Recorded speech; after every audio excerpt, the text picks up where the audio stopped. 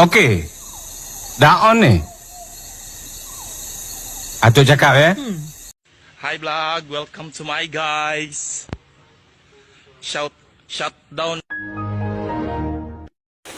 Assalamualaikum warahmatullahi wabarakatuh. Selamat pagi Bu Novi, teman-teman dan sobat mancing. Ketemu lagi dengan saya, Valencia Regina Tafarel, kelas 105, absen 32. Di pagi cerah ini saya memulai hari dan melakukan fishing in Gemuruh Village. Nah, di sini saya mancing ikan bawal ya teman-teman. A few moments later. Nah, gitu aja ya teman-teman, karena saya tidak dapat ikan untuk ditunjukkan, jadi langsung saja. Sebelum itu, teman-teman sudah tahu belum saya menjelaskan materi apa? Nah, di sini saya akan menjelaskan materi tentang sungai. Nah, di sini saya sudah sampai di sungai. Ada yang tahu? Ini adalah Sungai Kelawing. Nah, apakah teman-teman tahu pengertian sungai itu apa?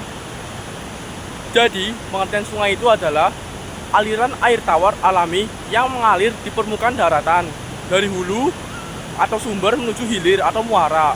Aliran ini terjadi karena pengaruh gravitasi menuju tempat yang lebih rendah dan membentuk saluran alami yang dikenal sebagai sungai. Sungai juga dapat mengalir di bawah tanah yang disebut sungai bawah tanah. Yang kedua, saya akan menjelaskan posisi sungai. Ada 3 macam. Yang pertama ada hulu. Terletak di wilayah daratan tinggi, kemiringan lereng cukup besar. Erosi sungai tinggi, dasar sungai seperti huruf V. Yang kedua tengah. Terletak di wilayah landai, menghadap tinggi, dasar sungai seperti huruf U. Ketiga, hilir.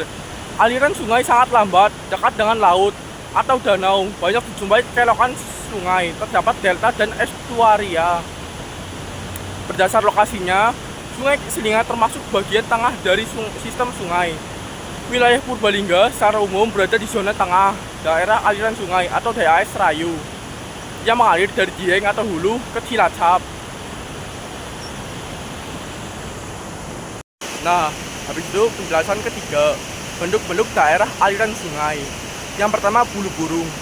Jalur anak sungai di kiri sampai kanan sungai utama mengalir menuju sungai utama, debit banjir kecil.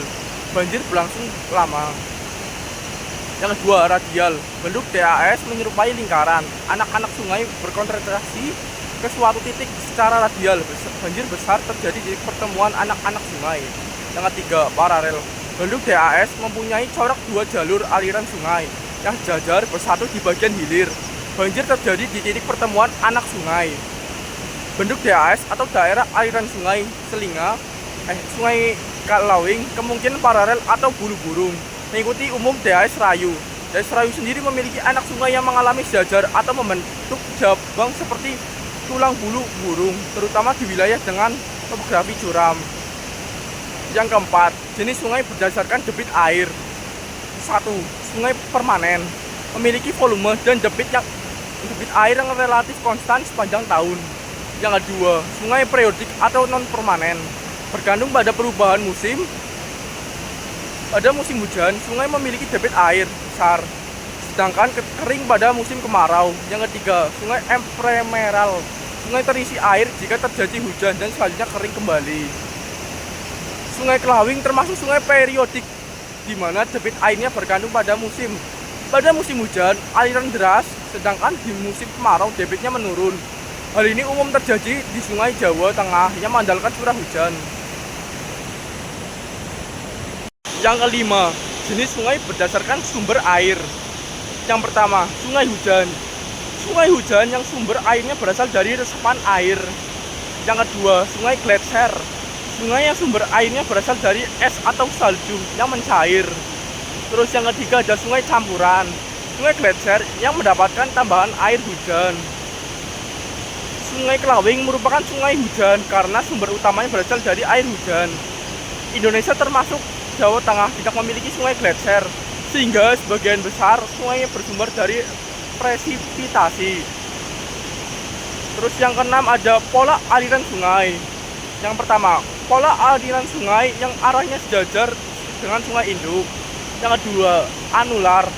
Pola aliran sungai yang arah alirannya menyebar dan kembali bersatu di hilir.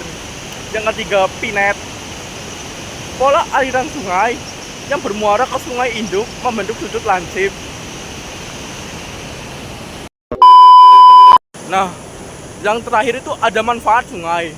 Yang pertama, penyedia air untuk kehidupan. Yang kedua, pembangkit listrik tenaga air. Yang ketiga, sarana irigasi pertanian. Yang keempat, budidaya perikanan air tawar. Yang kelima, destinasi wisata alam dan sarana olahraga. Jadi itu tadi pembahasan sungai dari saya. Jika ada kesalahan, ya pangapurannya ya friends. Seru nih.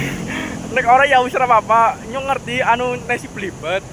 Jika ada pertanyaan langsung aja silakan tulis di kolom komentar. Dan yang paling penting subscribe, like, share, dan nyalakna lonceng. Ulo Valencia Reginald Aptafarel kelas 105 absen 32 pamit undur diri. Sampai ketemu di video selanjutnya. Mungkin video perkenalan sama Bayi TP ngesuk. Wassalamualaikum warahmatullahi wabarakatuh. Thank you, everyone! Thank you, Elmar! Boom!